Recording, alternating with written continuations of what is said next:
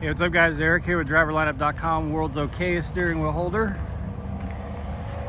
Going for a little bit of a walk, stretch my legs, give you guys an update. I had a very short, brief update yesterday morning. And I mentioned in that video that we were kind of going back and forth on this load, trying to get sales to say they would move the 90. Well, they wouldn't. So if you haven't driven a truck yet, especially a governed prime truck, you may not understand this. Those of you prime drivers, I would love to know your thoughts on this. Do you think that it's easy to do 1,200 miles in 23 hours? Going through Chicago and Cleveland during the daytime, during a weekday? Because I certainly don't. Like, is it possible? Yeah, of course it's possible. And that's what that's the way a fleet manager looks at it, you know, say, oh, it's possible. Yeah, of course it's possible. I never say, you know, try to claim that it's impossible, but is it realistic? That's a whole different story, you know. So I wanted that load so bad yesterday. I mean, we try to get, you know, $800 to $1,000 a day in revenue to our truck. We're not a big revenue truck, and we're fine with that. That's just the way. We don't like to run hard. We did that. We've done our time. I ran pretty hard when I was solo. And then the first 6 months that we were a team, the time during Jenna's TNT, and while we were a team, we ran hard. I mean, really hard. 5,000 to 6,000 miles every single week. And we made really good money, but we just don't want to run that hard anymore, you know? We got a life. Man, my beard is out of control. I got sleep beard. Anyway, so that load was like almost $3,000 for 1,200 miles. And you're talking less than a day's time to get that revenue locked down. That would have been freaking amazing. So it just sucked, man. They were just completely unwilling to move the 90. And some of you might be saying, okay, well, you know, you can't just ask anyone to move a 90 on a load. Well, but the thing is, this load was supposed to be picked up, what is today, Wednesday? It's supposed to be picked up on Monday. They pre-planned me on it yesterday. So, you know, it's already a team load. It's supposed to be picked up late Monday night. It's already a team load, I think. But they want me to pick it up, you know, well, I guess a solo driver could have done it if they did it 2 600-mile drives. If everything went right on both ends. But they wanted me to pick, because I had to drop off last night at Walmart at 7:30 p.m. I didn't get out of there until 10. So that would have been a 4-hour drive to get the load. Had to get a washout. Wouldn't have left until early this morning with that load. And it was due tomorrow morning at, I think, 0500 Eastern time or 0600 Eastern time. So anyway, it was like like the likely scenario is that it would have been 23 hours if everything had gone right to depart the 01 and get to the 90. And I just can't commit to that. I guess, you know, it's possible, yes.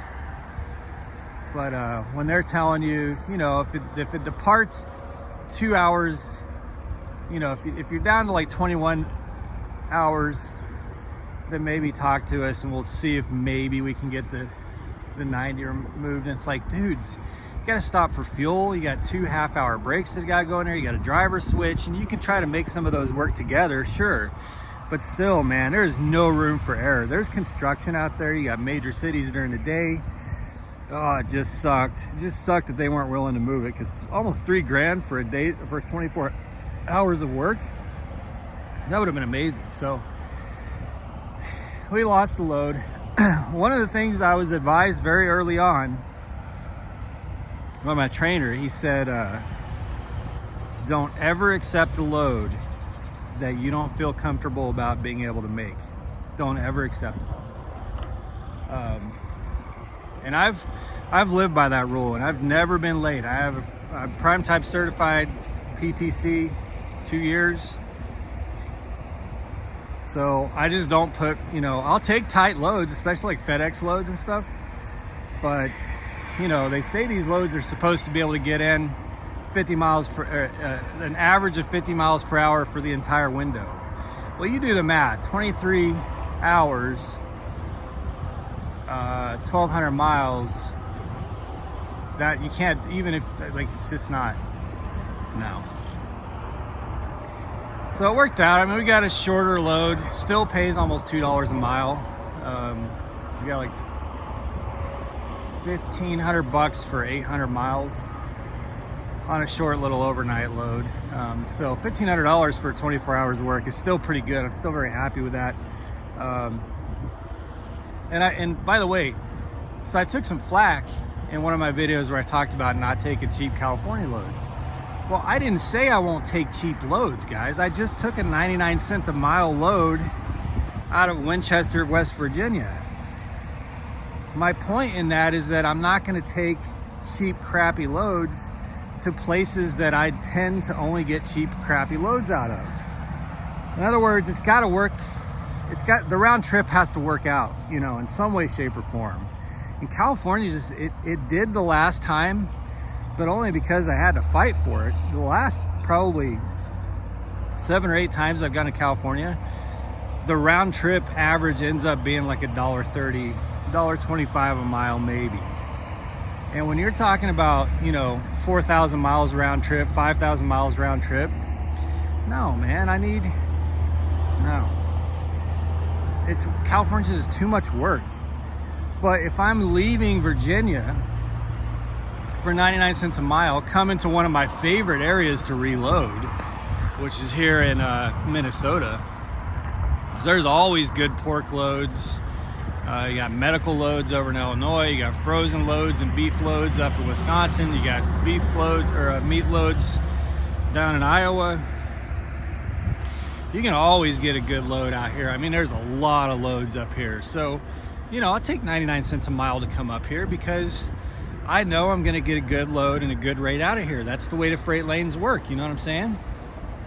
So it's not that I'm like just always demanding the high rate.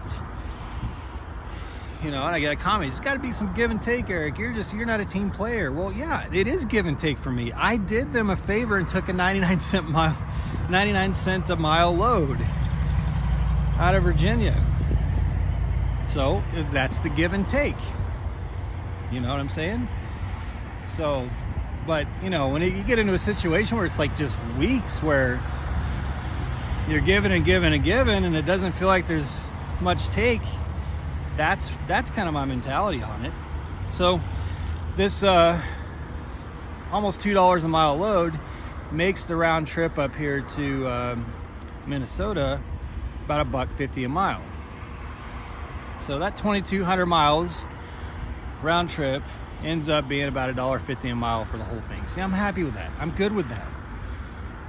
I feel like I helped out. I got a cheap load out of Virginia for Prime. Got up here and got a good paying load, and it works for everybody. See? So anyway, one thing I did want to say to my fellow Prime drivers is, and most Prime drivers that I've ever encountered are good, smart, hardworking, safe people. You know what I'm saying?